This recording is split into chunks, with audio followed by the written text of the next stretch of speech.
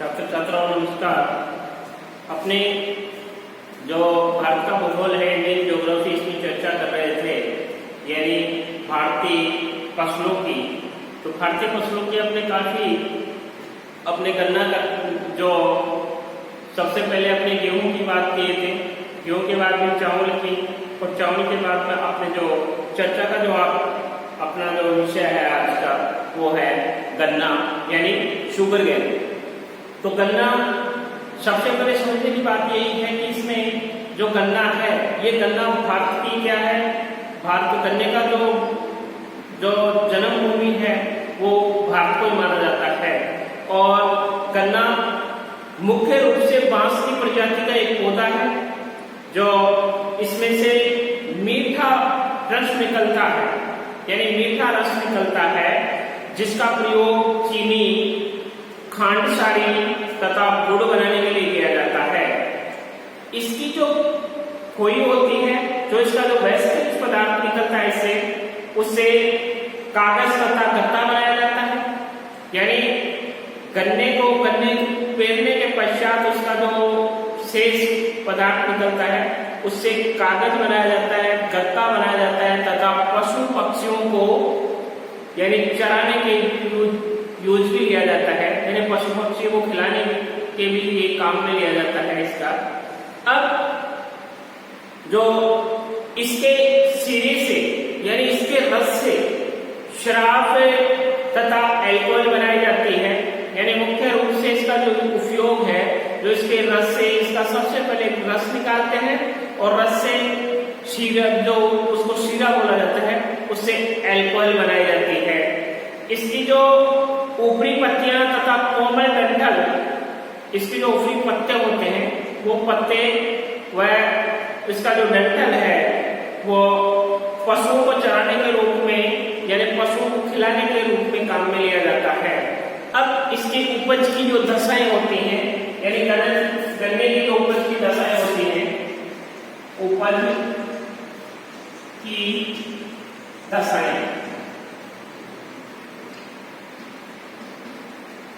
यानी गन्ने की उपज की जो मुख्य दशाएं हैं, उनमें अपने चर्चा करते हैं। उसमें है मुख्य तापमान यानी टेम्परेचर, यानी गन्ना उत्पादन के लिए कितना टेम्परेचर होना अति आवश्यक है, वो अपने यानी गन्ना मुख्य रूप से 11 से 12 माह में पकता है। इस लंबे वर्तन काल में यानी गन्ना पकने के लिए या तैयार होने के लिए 11 से 12 महीने का समय लगता है, जिसके लिए तापमान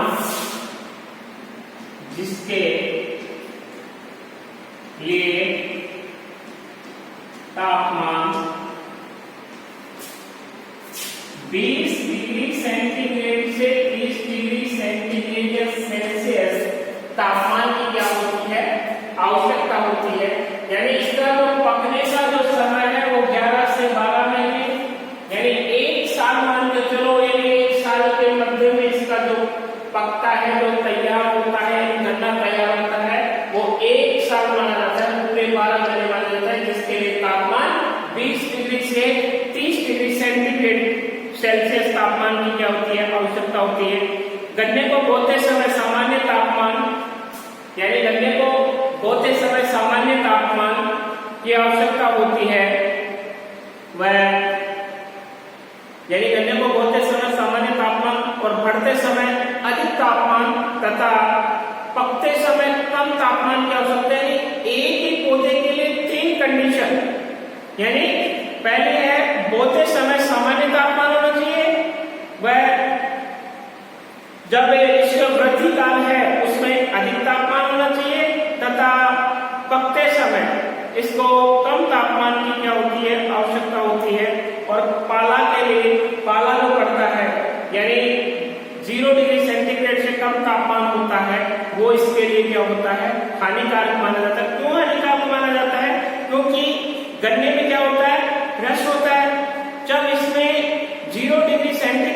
कम तापमान चला जाता है तो इसमें जो रस होता है वो रस क्या हो जाता है, धीरे धीरे सूखने लग जाता है, सूखने की वजह से जम जाता है और जम के वो सूख जाता है। सूखने के पश्चात वो गन्ना क्या हो जाता है, खराब होने की पूरी पूरी आशा रहती है। इसलिए गन्ने को पाला रहित क्षेत्र सबसे बेस्ट माना जाता है। और इसकी जो कम तापमान वाले इलाकों में गन्ने की फसल देर से तैयार होती है। अब इसके लिए अपनी चर्चा करते हैं वर्षा। तापमान हो गए, तापमान के बाद में जो वर्षा है, वर्षा यानी गन्ने के लिए कितनी सेंटीमीटर वर्षा की आवश्यकता होती है, तो 100 सेंटीमीटर से 200 सेंटीमीटर वाले इलाकों में 100 सेंटीमीटर से 200 सेंटीमीटर 200 सेंटीमीटर वर्षा वाले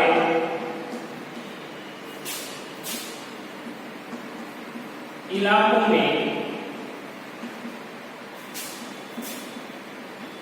सबसे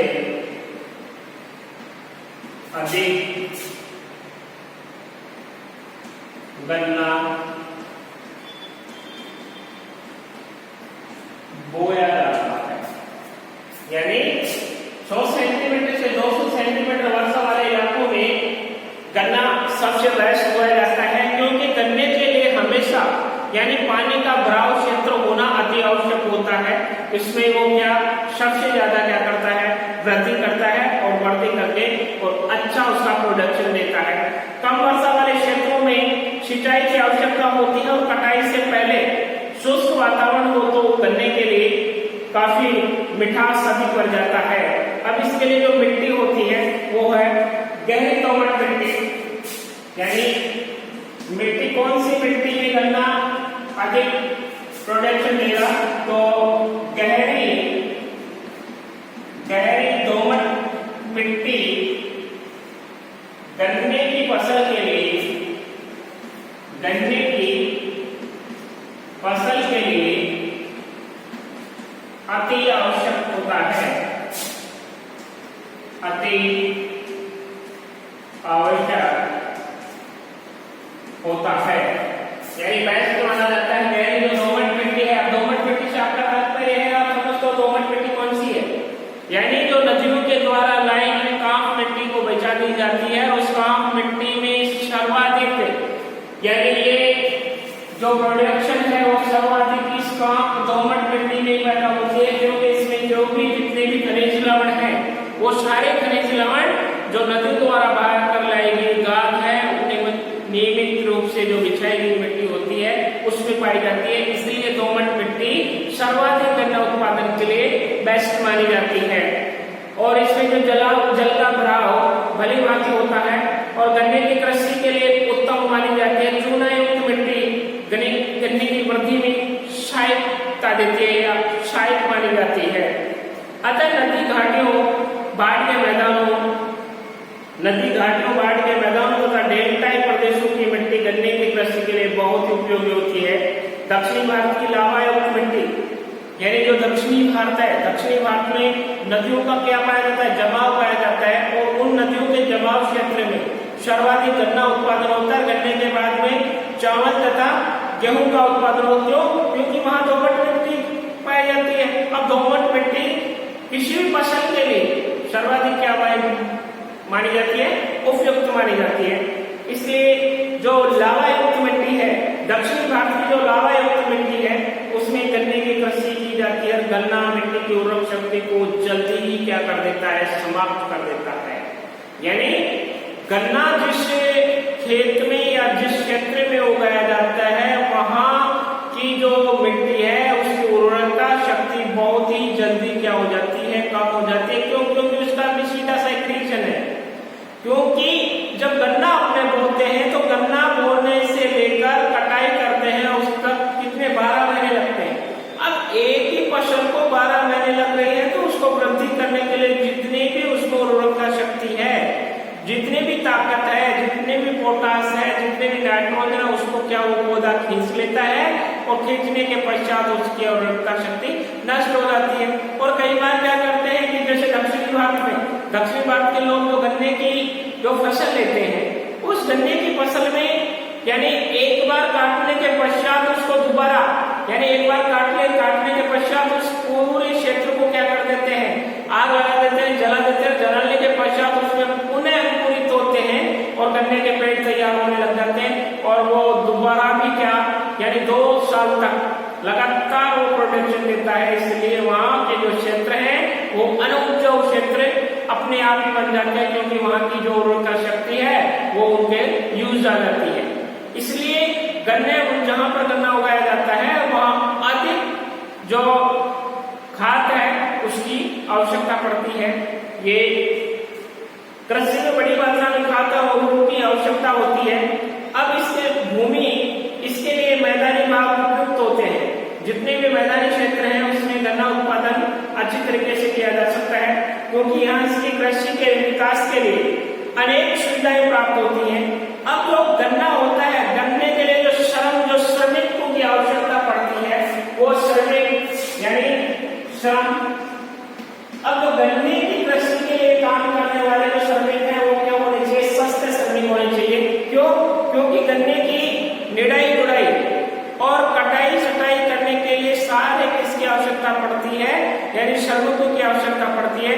इसलिए श्रमिक भी क्या होने चाहिए, श्रमिक के सस्ते होने चाहिए तथा सस्ते के साथ साथ में क्या यानी पढ़े लिखे भी होने चाहिए, यानी शिक्षित भी होने चाहिए। ये इसके लिए क्या है आवश्यक माना जाता है। यानी गन्ने की कृषि अधिकांश काम हाथ से करना पड़ता है। यानी गन्ने की जो कृषि करते हैं उसमें सारा काम ज्यादातर काम किससे करना पड़ता है, हाथ से करना पड़ता है। इसलिए अधिक श्रम की इसमें क्या होती है, आवश्यकता होती है।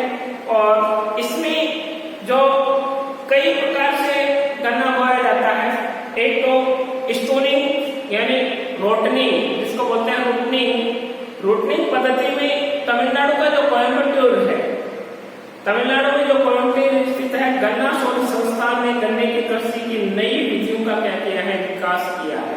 यानी कोयम्बटूर क्षेत्र यानी दक्षिणी भारत में सर्वाधिक जो नीचे वाला पार्ट है अपना वाला जो इंडिया का मैप है, इसमें जो ये दक्षिण भारत में जो तमिलनाडु वाला तट है, ये तमिलनाडु वाले तट में सर्वाधिक दक्षिणी भारत में सर्वाधिक गन्ने का क्या होता है, उत्पादन होता है। क्यों? क्योंकि एक तो इसमें सीधा सा कारण है कि तटीय क्षेत्र है, तो तटीय क्षेत्र है, समुद्र का क्या है, समुद्र के तट पे तट वाला क्षेत्र है, तो इसलिए पानी यहाँ क्या रहता है, ज्यादातर पानी क्या रहता है, भरा रहता है। इसलिए यहाँ जो मिट्टी है वो उपजाऊ मानी जाती है। यहाँ जो तमिलनाडु है, तमिलनाडु में जो कोयम्बटूर है, इस कोयम्बटूर में गन्ना अनुसंधान केंद्र लगाए गए हैं, जहाँ से गन्ने के जो जितने भी किस्में हैं, वेराइटीज हैं, उनका क्या किया जाता है, अवलोकन किया जाता है और किसानों को उसके बारे में बताया जाता है। कृषि की नई विधि का जो विकास किया गया है जिसे रूटनिंग कहते हैं, इस विधि के अंतर्गत गन्ने को जड़ से नहीं बल्कि जड़ को मिट्टी में छोड़कर ऊपर से काटा जाता है, जो मैंने आपको पहले भी बता दिया। यानी गन्ने को क्या करते हैं, गन्ना जब पक जाता है 11-12 महीने का हो जाता है तो उसको ऊपर से काट के और उसका क्या कर लेते हैं, पिराई कर लेते हैं। पिराई करने के पश्चात उसका यदि रस निकालना है तो रस निकाल कर उससे गुड़ और शक्कर बना लेते हैं, और गुड़ और शक्कर बनाने के पश्चात उसका यूज ले लेते हैं। और एक विधि है कि उसको बिल्कुल काट के जड़ से काट के, लेकिन जड़ से जब वो काटते हैं तो उसको दोबारा उसका प्रोडक्शन नहीं कर सकते, इसलिए उसको जड़ से काट के ऊपर से काट के और दोबारा के लिए उसी फसल को काम में ले लिया जाता है, छोड़कर ऊपर से काटा जाता है और सुरक्षित जड़ से फिर से गन्ना उग जाता है, जिससे गन्ने की रत्निक फसल 3-4 फसलें मिल जाती हैं। बेसिकल अपने जो भारत है इसमें जैसे पश्चिमी बंगाल है, उत्तर प्रदेश है, उत्तर प्रदेश में ज्यादातर क्षेत्र में कितने 2-2 फसलें इसकी ली जाती हैं गन्ने की, और अपना जो क्षेत्र है इसमें कमी। जो विश्व में गन्ने की खेती के अंतर्गत सर्वाधिक क्षेत्र भारत में है।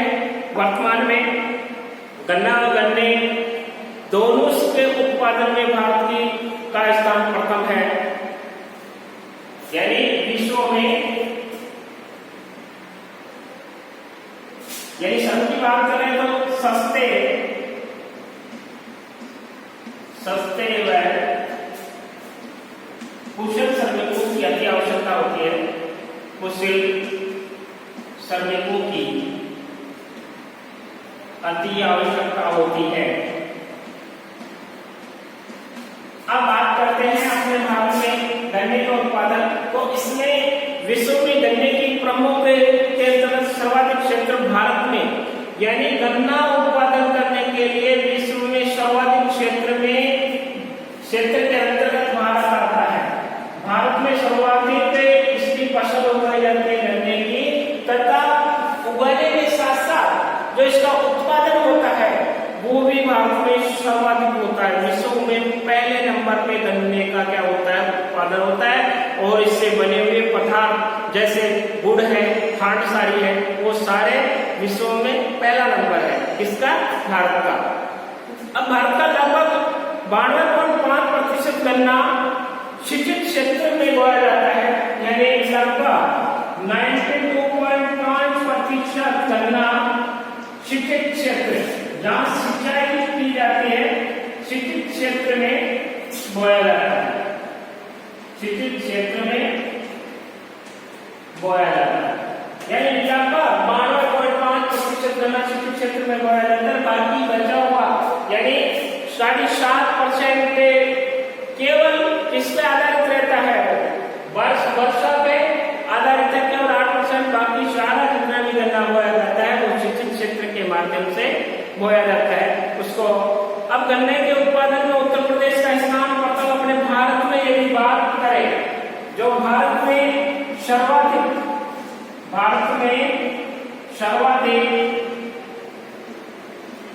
गन्ना उत्पादन करने वाला राज्य वो है यूपी। यानी भारत में सर्वाधिक गन्ना उत्पादन करता है तो कौन सा है? उत्तर प्रदेश। उत्तर प्रदेश में सर्वाधिक गन्ना उत्पादन किया जाता है। इसके बाद क्रमशः महाराष्ट्र, तमिलनाडु का स्थान आता है। इसके बाद में महाराष्ट्र और महाराष्ट्र के बाद में तमिलनाडु, यानी पहला स्थान किसका हुआ? पहला यूपी का हुआ, दूसरा महाराष्ट्र का हुआ, तीसरा तमिलनाडु का गन्ना उत्पादन करने में। यानी ये क्षेत्र है महाराष्ट्र का जो नासिक व अहमदनगर जिला है, तमिलनाडु का मदुरई व कोयम्बटूर जिला गन्ना के उत्पादन में विशेष रूप से अपना उल्लेखनीय स्थान रखते हैं।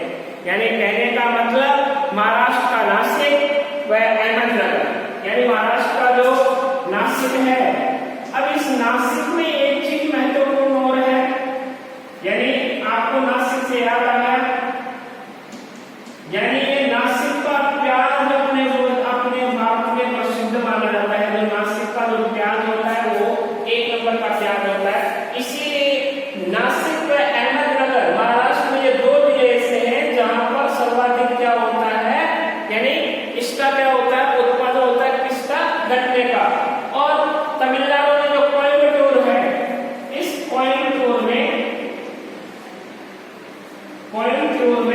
सर्वाधिक गन्ना उत्पादन होता है। इसीलिए यहाँ पर जो गन्ने से संबंधित जितने भी समस्याएं होती है उसका निराकरण कहाँ पर होता है? कोयम्बटूर में होता है। इसका जो अनुसंधान केंद्र है वो कोयम्बटूर में ही बनाया गया है। अब गन्ना अनुसंधान केंद्र कोयम्बटूर में स्थित है जो तमिलनाडु में है। Indian institute of sugar technology जो कानपुर में स्थित है, यहाँ गन्ना की खेती व चीनी उद्योग हेतु प्रशिक्षण दिया जाता है। यानी मुख्य रूप से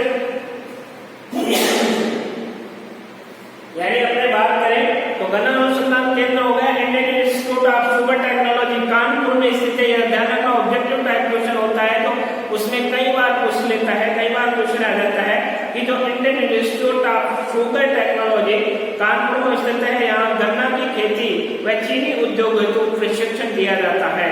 अब है इसके बाद में अपने गन्ने के पश्चात अपने चर्चा करते हैं कपास, जिसको कॉटन बोलते हैं। यानी कॉटन, कपास, कॉटन, ये कपास। तो कपास उत्पादन की दृष्टि से देखा जाए तो मुख्य रूप से कपास को जूट जो अपने जो बोरी है, ये सारे सारे इसी से क्या बनते हैं, निर्मित होते हैं। इसलिए भारत कपास के पौधे का मूल स्थान माना जाता है। यानी कपास सबसे पहले किसमें, भारत में ही उत्पादन हुआ था। यह उष्ण कटिबंधीय फसल है, यानी यह एक उष्ण कटिबंधीय फसल है जो देश के अर्धशुष्क राज्यों में खरीफ ऋतु में बोई जाती है और इस पौधे पर अनेक डोडियां लगती हैं। यानी एक पौधे पर लाखों डोडियां लगती हैं। इन डोडियों में बीज यानी बिनोला होता है जिसके चारों ओर रेशे लिपटे होते हैं और उससे क्या निकलता है, यानी जो कपास होता है, कपास में डोडी होती है, डोडी जब खिल जाती है तो उससे क्या निकलता है, यानी कपास निकलती है। उसके जो बीज होता है, बीज के चारों तरफ क्या होती है, यानी रुई होती है और उसके अंतर्गत बीज होता है। तो रुई वो अलग प्राप्त हो गई और उसका जो बीज है उससे बिनोला प्राप्त हो गया। यानी जो काकड़े हैं जो पशुओं को खिलाते हैं वो उसके लिए हो गया। अब इसमें जो कपास की जातियां हैं वो मुख्यतः 3 प्रकार की जातियां होती हैं। यानी जो कपास की जातियां हैं मुख्यतः 3 प्रकार की होती है। एक लंबे रेशे वाली कपास जिससे काफी लंबा रेशा तैयार हो जाता है और टूटता नहीं है, वो क्या होता है, बिल्कुल क्या होता है, मुलायम होता है। अब इसके लिए भी अलग अलग कंडीशन होती है। लंबे रेशे की कपास कहाँ उत्पन्न हो सकती है, यानी जलवायु वहां की क्या होनी चाहिए, हमेशा क्या होनी चाहिए, ठंडी जलवायु होनी चाहिए, शुष्क नहीं होनी चाहिए। जितनी ठंडी जलवायु होगी उतना ही रेशे की क्या होगी, लंबाई होगी। इसलिए कपास के उत्पादन में जलवायु का काफी प्रभाव पड़ता है। यहाँ हालांकि अधिक जलवायु वाले क्षेत्र में भी कपास उत्पन्न हो सकता है, लेकिन जो उसका रेशा है उसकी लंबाई कम हो सकती है, इसलिए इसको जलवायु काफी प्रभावित करती है। यानी लंबे रेशे वाली कपास तो यह सबसे बढ़िया किस्म की कपास होती है जिसके रेशे की लंबाई 60 मिलीमीटर होती है। इसका रेशा लावा यानी लंबा, चमकीला, लचीला, हल्का, मजबूत तथा मुलायम होता है। यानी लंबा, चमकीला, लचीला, हल्का, मजबूत तथा मुलायम होता है। इससे जो उच्च कोटि के वस्त्र बनाए जाते हैं, मध्यम रेशे वाली कपास जो दूसरे प्रकार की होती है वो मध्यम रेशे वाली कपास होती है। इसका रेशा सामान्यतः 25 मिलीमीटर से 40 मिलीमीटर तक लंबा होता है और यह रेशा सुदृढ़ होता है। संयुक्त राज्य अमेरिका इस कपास का सबसे बड़ा है, उसका सबसे बड़ा उत्पादक राज्य है। छोटे रेशे वाली कपास, इस जाति का कपास का रेशा 25 मिलीमीटर से कम लंबा होता है और सामान्यतः इसके रेशे की लंबाई 12 मिलीमीटर से 23 मिलीमीटर तक होती है। यह कपास भारत, चीन, पाकिस्तान, पश्चिमी बंगाल आदि राज्यों में इसकी होता है और भारत में कपास के कुल क्षेत्र का 17% छोटे रेशे वाले, 44% मध्यम रेशे वाले तथा 39% लंबे रेशे वाले कपास के अंतर्गत आता है। अब इसके लिए जो भौगोलिक दशाएं हैं, यानी कपास के लिए जो भौगोलिक दशाएं हैं, उनमें मुख्य रूप से भौगोलिक में अपने बात करते हैं तो पहले भौगोलिक दशाओं में सबसे पहला है वो है तापमान। यानी भौगोलिक दशाएं किसके लिए, कॉटन के लिए। भौगोलिक दशाएं इसमें पहला है तापमान। तो तापमान इसके लिए सबसे पहले आपने बात करें तो कपास उपोष्ण तथा उष्ण कटिबंधीय पौधा है, इसलिए इसे ऊंचे तापमान की क्या होती है, आवश्यकता होती है। इसके लिए 21 डिग्री से 25 डिग्री सेल्सियस तापमान अनुकूल होता है। यानी जब इसके लिए 21 डिग्री से 25 डिग्री सेल्सियस तापमान अनुकूल होता है। पाला इस पौधे का प्रथम शत्रु माना जाता है। यानी जो पाला होता है इस पौधे का प्रथम शत्रु माना जाता है, इसलिए इसके लिए वर्ष में 200 पाला रहित दिन यानी फॉरेस्ट फ्री दिन होने अति अनिवार्य है। और तेज चमकीली धूप कपास के पौधे को बढ़ने में क्या देती है, सहायता देती है। यानी धूप क्या होनी चाहिए, तेज होनी चाहिए, चमकीली होनी चाहिए। जितनी धूप पड़ेगी उतनी ही कपास की डोरियां क्या करेंगी, उसमें यानी जल्दी उसमें क्या होगा, जो बिनोला है वो जल्दी तैयार होगा। इसलिए चमकीली धूप तथा फास्ट धूप होना अति आवश्यक है। वर्षा 50 से 100 सेंटीमीटर वर्षा इसके लिए पर्याप्त मानी जाती है। यानी मुख्य रूप से इससे वर्षा 50 से 100 सेंटीमीटर। अब इसके लिए जो मिट्टी होती है वो हल्की जो दोमट मिट्टी है, उस हल्की और दोमट मिट्टी में इसका क्या होता है, यानी अच्छी मानी जाती है। कपास के लिए बेसिकल जो काली मिट्टी होती है, यानी काली मिट्टी होती है, उस काली मिट्टी में हल्की दोमट मिट्टी को क्या कहा जाता है, हल्की जो दोमट मिट्टी हो उसी को क्या काली मिट्टी कहा जाता है। इसलिए काली मिट्टी में कपास सर्वाधिक उत्पादन किया जा सकता है। क्यों? क्योंकि जो हल्की दोमट मिट्टी है जो जल को अपने अंदर अधिक देर तक सोखे रखती है। यानी एक बार यदि उसको पानी पिला दिया जाए तो कम से कम 20-25 डेज के लिए उसको देखने की आवश्यकता नहीं पड़ती। क्यों पानी की आवश्यकता नहीं पड़ती? कपास की कृषि के लिए ये उत्तम मानी जाती है। और इसके लिए दक्षिणी भारत की लावा से बनी काली मिट्टी जो सर्वोत्तम कपास उत्पादन के लिए प्रयुक्त है, यह काले रंग की होती है, जिसके रेगुर अथवा कपास की काली मिट्टी कहते हैं। काले रंग होने के कारण इसको रेगुर अथवा कपास की काली मिट्टी कहते हैं। कपास की खेती से मिट्टी का उपजाऊपन बहुत कम हो जाता है, अतः इसे खाद उर्वरक की बड़ी मात्रा में आवश्यकता होती है। जो इसके लिए जो श्रम होती है, श्रम कपास को बोने, निरारने, सींचने तथा चुनने के लिए सस्ते व कुशल श्रमिकों की क्या पड़ती है, आवश्यकता पड़ती है। यानी जो श्रम है, यानी जो श्रमिक है, वो श्रमिक क्या चाहिए, यानी निरारने, सींचने तथा चुनने के लिए सस्ते तथा कुशल श्रमिकों की आवश्यकता होती है। क्यों कुशल? क्यों? यानी जानकार होने चाहिए। जानकार नहीं होगा तो डोडी होती है, डोडी के साथ उसका पेड़ को तोड़ देंगे, इसलिए उससे क्या होगा, नुकसान हो जाएगा। इसलिए जो श्रमिक है वो सस्ते के होने चाहिए तथा कुशल भी होने चाहिए। कुशल के साथ साथ यानी पढ़े लिखे भी होने चाहिए। अब कपास के उत्पादन में भारत का स्थान विश्व में कितना स्थान है? चौथा स्थान। यानी कपास उत्पादन में भारत का चौथा स्थान है, जिसमें पहले नंबर पे चीन, दूसरे पे अमेरिका और तीसरे पे पाक। पहले पे चीन, दूसरे पे यूएसए और तीसरे पे पाक और चौथे पे भारत। ये 4 देश है जो कपास उत्पादन में अपना अग्रणी स्थान रखते हैं। पहला स्थान चीन का, दूसरा यूएसए का, तीसरा पाकिस्तान का, चौथा भारत का। ये 4 हैं जो अपने आप में अपने ख्याति प्राप्त हैं। देश के समस्त बोए गए क्षेत्र के लगभग 45% भाग पर, यानी लगभग 45% भाग पर कपास की खेती की जाती है। कपास के 3 प्रमुख उत्पादक क्षेत्र हैं, यानी भारत में, यानी कपास के 3 प्रमुख क्षेत्र, कपास के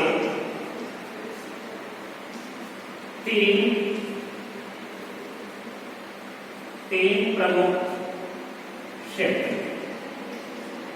जिसमें पहला है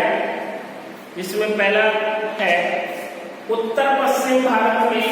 पहला है उत्तर पश्चिम भारत में।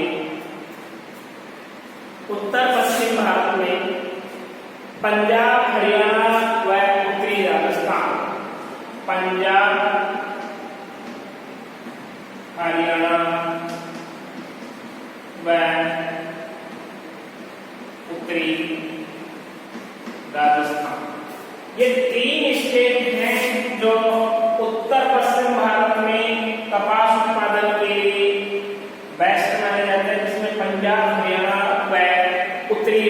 स्थान।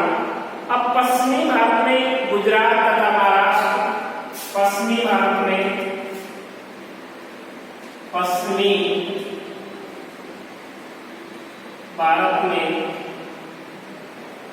गुजरात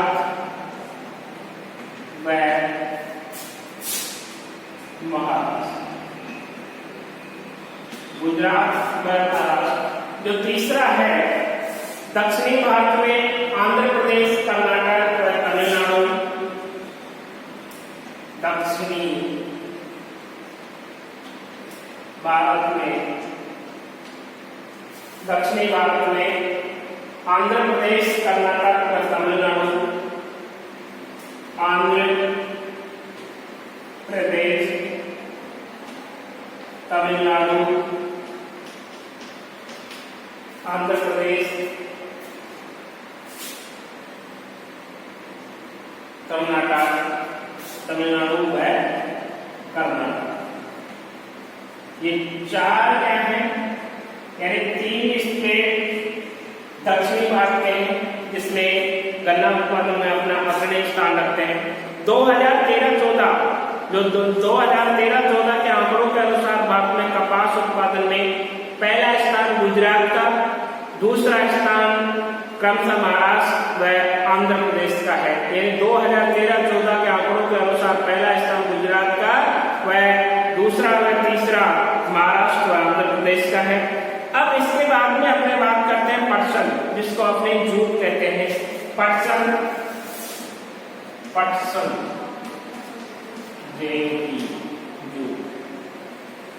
ये जो पटसन है ये मुख्य रूप से वस्त्र बनाने के काम भी आता है। जितना भी जो वस्त्र आते हैं, जैसे लिनिन के जो कपड़े आते हैं, वो लिनिन के कपड़े ज्यादातर किससे बनाए जाते हैं, इस पटसन से बनाए जाते हैं। जो मुलायम पटसन होते हैं, जूट होती है, उससे ये इससे वस्त्र बनाए जाते हैं। जूट भारत की प्रमुख नकदी फसल है। उच्च तापमान, जो इसके लिए जो उच्च तापमान होता है वो 20 डिग्री से 35 डिग्री सेल्सियस की आवश्यकता होती है। यदि वर्षा की बात करें अपने, तो वर्षा के लिए 125 डिग्री सेंटीग्रेड से 200 सेंटीमीटर, यानी निम्न समतल भूमि जूट की कृषि हेतु अनुकूल भौगोलिक दशाएं इसके लिए आवश्यक है। भारत विश्व के जूट का सबसे बड़ा, यानी विश्व का 60% भाग उत्पादन भारत में होता है और स्वतंत्रता से पूर्व जूट और जूट के सामान पर भारत का विश्व में एकाधिकार था। यानी स्वतंत्रता के पहले जूट में एकाधिकार किसका था, भारत का था। लेकिन जब भारत आजाद हुआ तो उसमें आजाद होने के पश्चात विभाजन के दौरान 80% जूट उत्पादन क्षेत्र पूर्वी पाकिस्तान, जो वर्तमान में अपनाया है बांग्लादेश, यानी पूर्वी पाकिस्तान वर्तमान में जो बांग्लादेश है उसमें चले गए और इससे भारतीय जूट मिलों को कच्चे माल की कमी हो गई और बाद में जूट की खेती को भारत में प्रोत्साहित किया गया, जिससे इसके उत्पादन में वृद्धि हुई और भारत में जूट के उत्पादन में पश्चिमी बंगाल का स्थान प्रथम माना जाता है। यानी पश्चिमी बंगाल का प्रथम स्थान है, जो देश का कितना 81% जूट उत्पादन करता है। दूसरा स्थान बिहार का है तथा तीसरा स्थान असम का है। ये 3 राज्य हैं जो जूट उत्पादन में अपना अग्रणी स्थान रखते हैं। उड़ीसा के महानदी के जो डेल्टाई क्षेत्र में भी इसकी क्या की जाती है, खेती की जाती है, जो काफी अग्रणी मानी जाती है। विश्व में ये अपने आप में एक ख्याति प्राप्त है। तो अपने बात कर रहे थे जूट की, तो जूट में यानी जो कॉमरेड पार्टी होती है, अपने राजस्थान में एक पार्टी है कॉमरेड पार्टी, ज्यादातर सीकर में है। सीकर में वो पार्टी है जिसके माध्यम वहाँ के जो लोग कॉमरेड के जो अनुयायी हैं, वो अनुयायी इस जूट के वस्त्र पहनते हैं। आपने देखा होगा जूट की टोपी पहनते हैं, जूट के ही वस्त्र पहनते हैं। तो अपने सबसे पहले अपने चर्चा की इसकी गन्ने की, फिर अपने कपास की और उसके बाद में जूट की। ये तीनों जो फसलें हैं, ये तीनों फसलें कौन सी फसल कहलाती है, ये तीनों फसलें कौन सी है, इनको रेशेदार फसल भी कह सकते हैं और इसको व्यापारिक फसल भी कह सकते हैं। यानी तीनों फसलें हैं जो श्रमिकों को, यानी जो कृषक है, कृषकों को ज्यादा आमदनी देने की कोशिश करते हैं, इसलिए ये वो झूठ की मसले हैं। वो आपको ये समझ में आ ही गया होगा। इसमें जो क्वेश्चन बनता है वो बनता है कि जो गन्ना उत्पादन करने के लिए कौन कौन सी भौगोलिक आवश्यकताओं की आवश्यकता पड़ती है तथा भारत में कौन से क्षेत्र में गन्ना उत्पादन किया जाता है, वर्णन कीजिए। तो ये क्वेश्चन इस प्रकार से आता है, तो इस क्वेश्चन को अच्छी तरह से तैयार कर लेना। ये क्वेश्चन ज्यादातर आसाम विश्वविद्यालय के जो पेपर सेटर्स होते हैं उसमें एक क्वेश्चन काफी बार रिपीट होता रहता है, तो इसको आप अच्छी तरह से तैयार कर लेना। अब नेक्स्ट क्लास में इससे आगे का जो टॉपिक है उसको अपने क्लियर करेंगे। धन्यवाद।